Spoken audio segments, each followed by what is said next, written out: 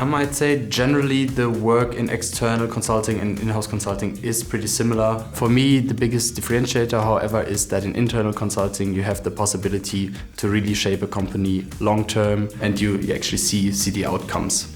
And you can also build a strong network within one firm and you're not so much then switching between different firms and industries.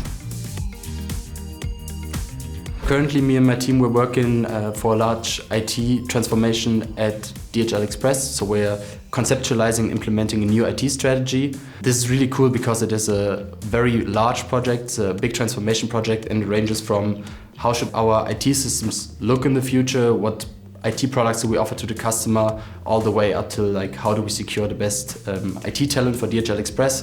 This is really cool to work on this and work there also very close to the top management on this big transformation project because it will impact also the company very much going forward. So it's a very future-oriented project and it's very nice to be part of this.